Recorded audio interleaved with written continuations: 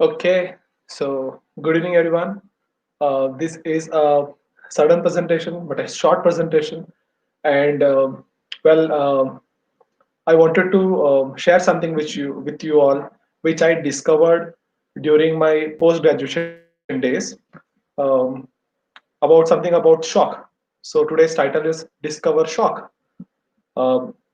This happened when I was doing my post graduation. One day there was a discussion about a case, a patient who had died, and the discussion was regarding what caused the death. And my senior who was there, he said hypotensive shock. Okay, and our unit chief at that time, she said, "Oh no, you can't use the term hypotensive shock because shock means hypotension must be there." On that note, when during that point in time, I stepped in saying that, "Ma'am, I guess there is a term called hypotensive shock."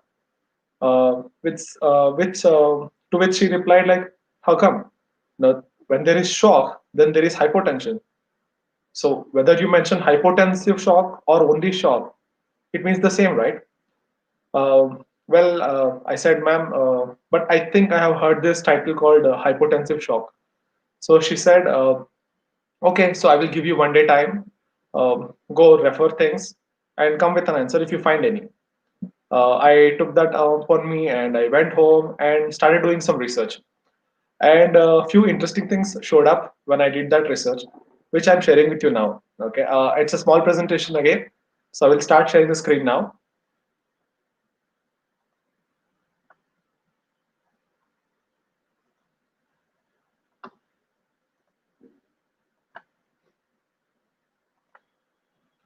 The topic again is discover shock. I was shocked to find a few details when I did the research. I hope this will leave you at the same place. First thing is my approach began in finding about the details of shock. So when I first confronted this topic, what I got to know is these are the three things. Okay, so shock is most commonly seen in the setting of circulatory failure. That means that your tissue in the body is having less blood supply, circulatory failure. That is one. And next thing is, in most cases, this is manifestation of hypotension. So ma'am was my unit chief was accurate when she said, in most cases there will be hypotension, but the difference was in most cases, in and not all. And hypotension in book it is defined as mean arterial pressure of less than 60 millimeter of mercury, right? And I also saw in that same book what it had given is this finding is not always present. Oh, then that means that it is only in most cases. So there are cases where there is shock, but there is no hypotension. Okay. Then I looked into the definition. So anything you want to find, the whole comprehensive content of a topic will be in its definition. So I went back to the definition. So this was the definition. Shock is the clinical condition of organ dysfunction. Okay. So it's like you have organs in your body and that is getting dysfunctional, resulting from an imbalance between cellular oxygen supply and demand, right? So if you look at this definition, what it says is the essential ingredient, essential criteria for you to define shock, or which takes place as a keyword in the definition of shock, is cellular hypoxia and not hypotension. You see the definition? There is no mention of hypotension in the definition or even the blood pressure. So if your question now is, okay, so can normotensive patients suffer from shock? The answer is yes. So let us look at the other side of the definition, right? So if you look in most cases, the circulatory shock is a manifest of hypotension, right? So what does it mean? It leaves two other exceptions. So many patients may have underlying conditions that cause long-standing low blood pressure without any evidence of organ dysfunction. So here there is what you define as possible hypotension, but there is no organ dysfunction. That is one exception. And this is not that difficult. If you are someone who is practicing, you would have seen many patients who have the blood pressure, especially lean build. who have blood pressure in the range of 90-60, in whom the mean arterial blood pressure is lesser than normal, right?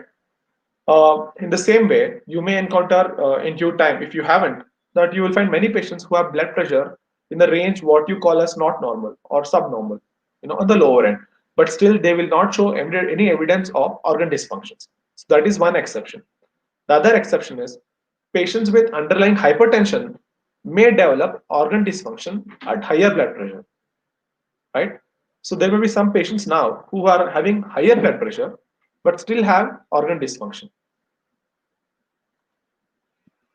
So now this will give you a comprehensive set of what we saw now. So that is, they become hypotensive compared with their usual blood pressure, resulting in tissue hyperperfusion, leading to cellular hypoxia. That is the definition of shock, right? So for example, here consider a patient who has 120/80 as normal blood pressure. If the blood pressure drops, say 80/40 or 60/30, the patient has hypotension and he is prone to develop shock.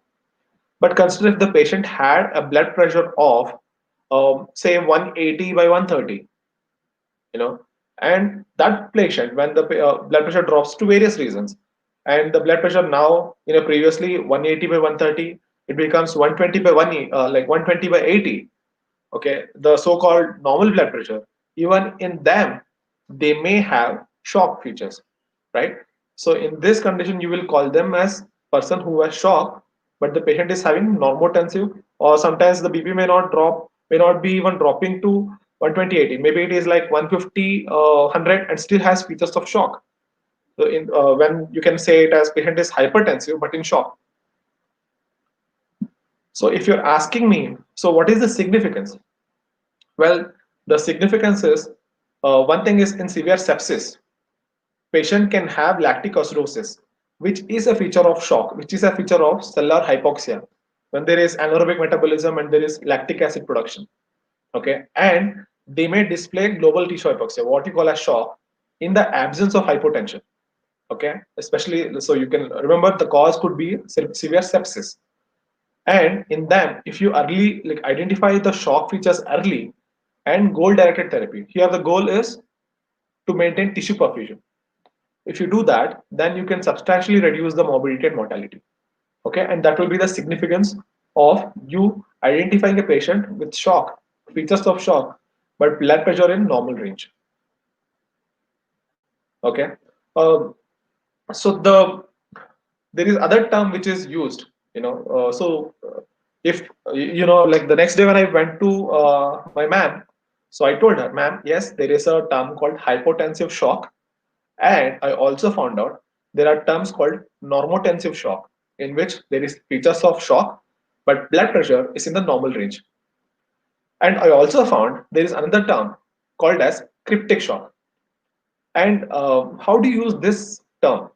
See, essentially, cryptic shock says that there is features of shock, but there is no hypotension. Okay, but in the example I gave you, if you remember, I said 180/130 dropped to 120/80, which is normotensive. I also gave you an example. What if the blood pressure doesn't drop to 120/80, but stands at 150/100? In that patient, you can't use normotensive shock because the blood pressure is not in the normal range. But still, it will be difficult to identify shock, without you having the background knowledge of blood pressure in the high range, but still features of shock. In those patients, you can still use the term cryptic shock. Okay, cryptic is like hidden, right? So the term you can use is cryptic shock. Though you can use cryptic shock and normotensive shock for a patient with normal blood pressure but features of shock, you will use cryptic shock. Sorry, you will use normotensive shock only in patients with normal blood pressure and shock. You can use cryptic shock for patients with higher blood pressure or normal blood pressures and with features of shock, right? So now that you are aware of another term called cryptic shock, I also want you not to confuse yourself with another term, which is called as cryptogenic stroke. Okay, so this cryptogenic stroke, well, you can look at the definition. The cryptogenic stroke is defined as cerebral ischemia of obscure or unknown origin. So a patient with stroke and you don't know what caused it, hypotension or hypertension or thrombus, bleeding, don't know what caused it, then you will be calling that condition as cryptogenic stroke. Okay, and there is also knowledge. You must be knowing that in severe shock, like when there is shock, there is decreased blood supply to any organ. That can also happen to brain when there is a condition called stroke. So essentially, shock can cause stroke, right? But cryptic shock cannot cause cryptogenic stroke, because in cryptogenic stroke, the definition is you should not be knowing the origin, unknown or obscure origin. But when you know what is causing the stroke is a cryptic shock, you know that shock is the one which is causing the stroke. So you can't say cryptic shock is causing cryptogenic stroke. It can't, because you will know the cause. Okay, I know it is confusing, but this slide, if you save it and really do some discovery on your own, the confusion or the fog that you have, that will get cleared. Well, take home message. So shock occurs when there is cellular hypoxia. The word you need to know is cellular hypoxia due to tissue hypoperfusion, and it is not defined by blood pressure. And patient may have normotensive or hypotensive blood pressure ranges, but still having features of shock. Okay, and I know there is a take home message which I have put a space and I have mentioned tachycardia, the importance of tachycardia. So if you look, blood pressure cannot define stroke, right? You can't like pick blood pressure as an ingredient of stroke. But whenever there is cellular hypoxia, the body's response is to increase blood supply somehow, and not necessarily by increasing blood pressure or decreasing. That is not the only channel. It also does by increasing the heart rate, which will try to increase the cardiac output over time. So whether the patient is normotensive, hypertensive, or hypotensive, the patient will have accompanying tachycardia. So this is one feature. Like for a patient who is normal, like you measure the blood pressure is in the normal range or hypertensive range, and you're finding lactic acidosis. Well, also have a look at his pulse rate. If there is tachycardia, maybe there is an evidence for you to now consider shock. Well, I hope this short presentation was useful to you, and it will help you save some lives in future, and also kindles your passion to discover medicine newly. So, if you like to discover medicine like this with us in future, please continue watching our other videos, and subscribe to the channel so that you will know when we are going live again next time. Okay. Till then, I'll say bye. I'm just getting back to the channels to see if there are any questions. So there are not much questions. I will wait for 10 seconds. If there is any question that shows up, then I will answer. Otherwise, I really thank you for attending this short presentation, and thank you for giving me this opportunity.